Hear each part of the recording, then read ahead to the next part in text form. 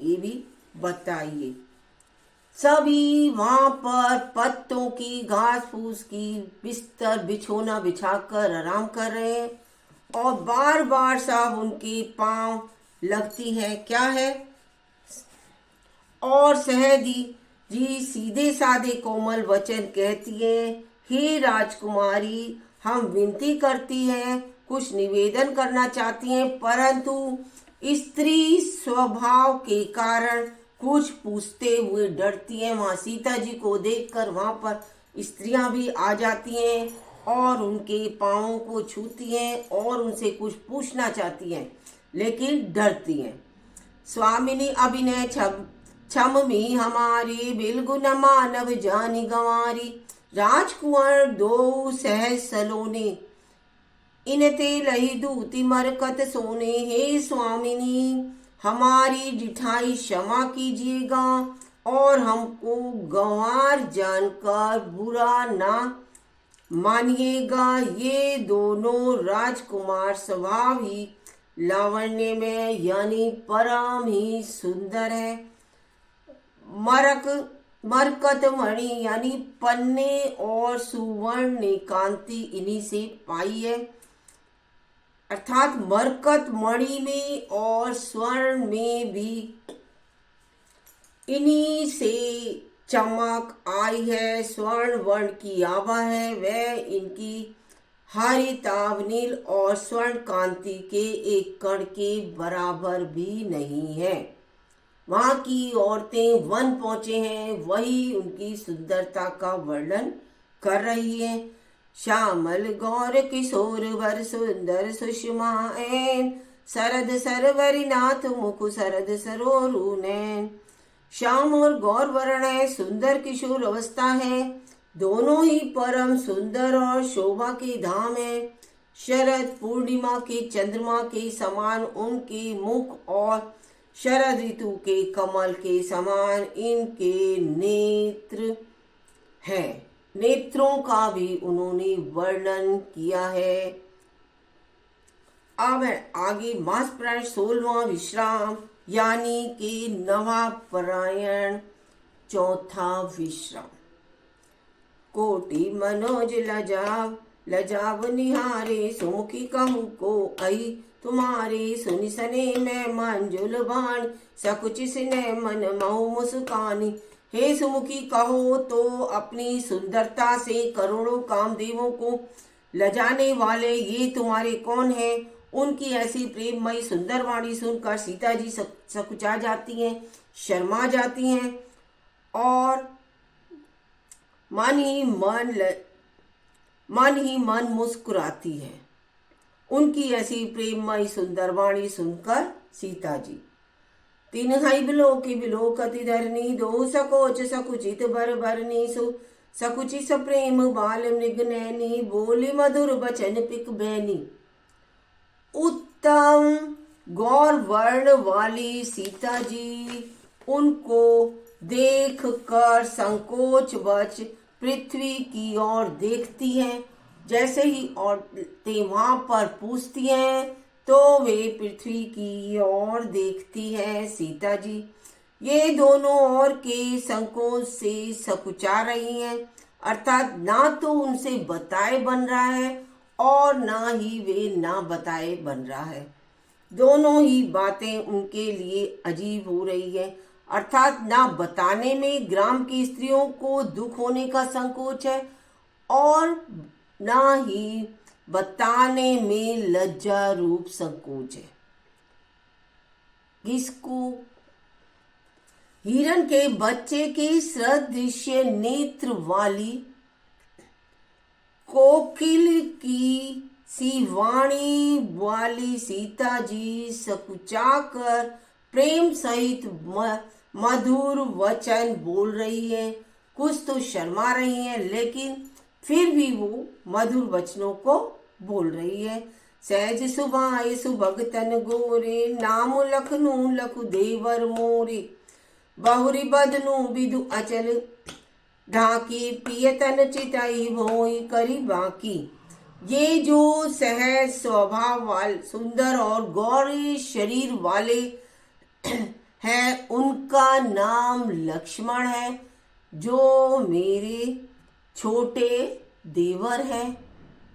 फिर सीता जी ने लजा कर अपनी चंद्रमुख को आंचल से ढककर प्रियतम श्री राम जी की ओर निहार कर भुएं टेढ़ी करके उन्होंने राम जी की ओर देखकर अपने मुंह को टेढ़ा कर लिया।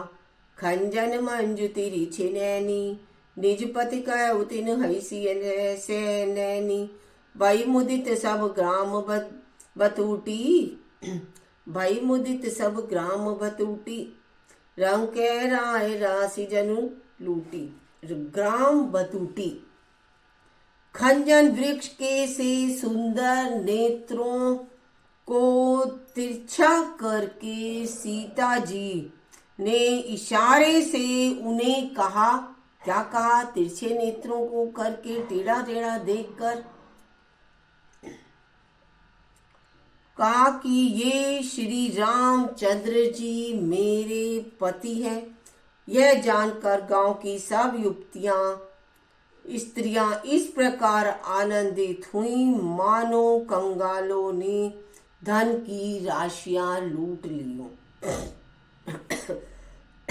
ऐसी खुश हुई, बहुत ही खुश हुई उनकी पूछकर।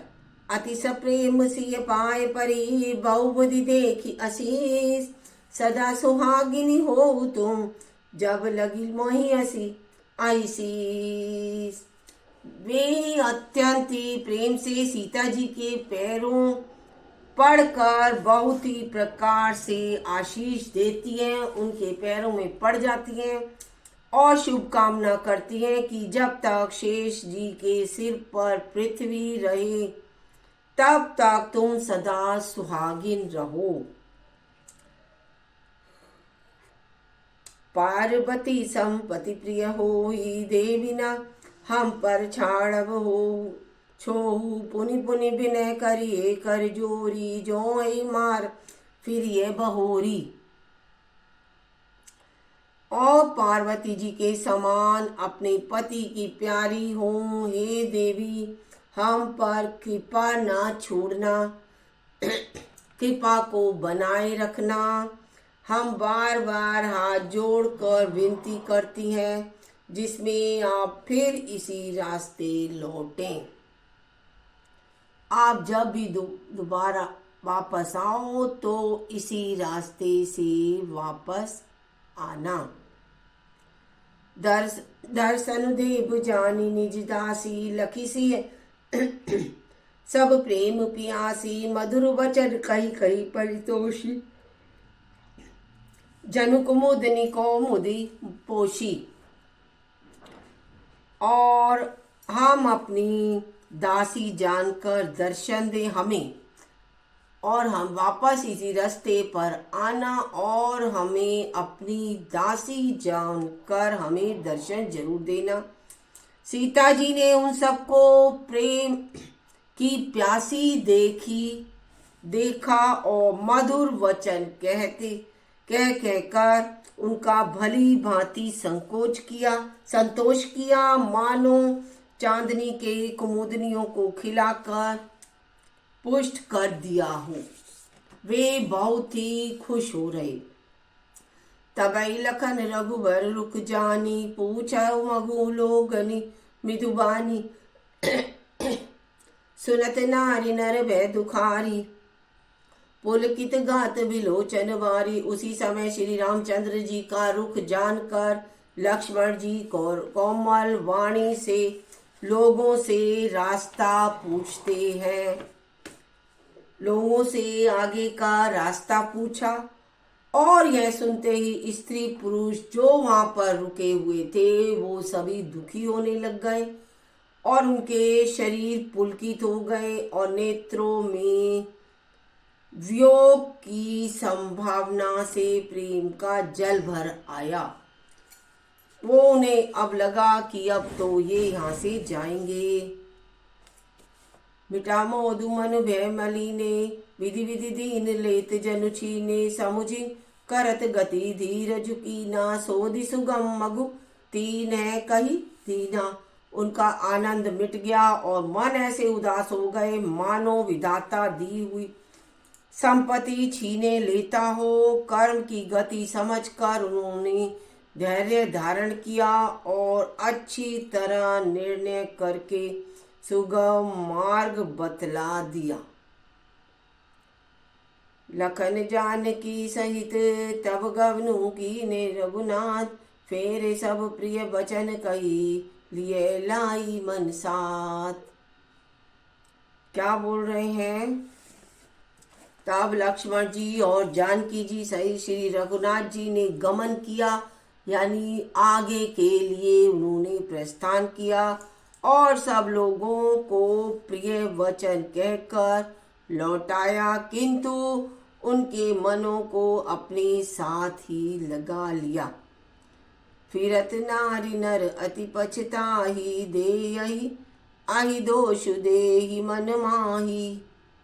सहित विषाद परस पर कही, विधि कर तब उल्टे अब सब ऐही।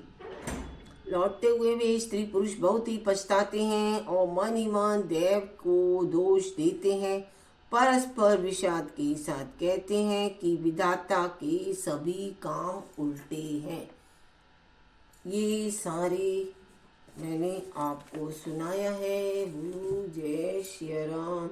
राम जी ने आगे के लिए प्रस्थान कर लिया और अब मैं आगे की कथा आपको कल सुनाऊंगी। आप सुनिएगा, जरूर आइएगा। और आपको कथा मेरी कैसी लग रही है, रामायण, दुर्गा सप्तशती पाठ, कमेंट में आप जरूर बताइएगा। पसंद आया तो लाइक सब्सक्राइब भी करिएगा। जय श्री राधे, जय श्री राम, जय माता की, जय श्री राम, जय श्री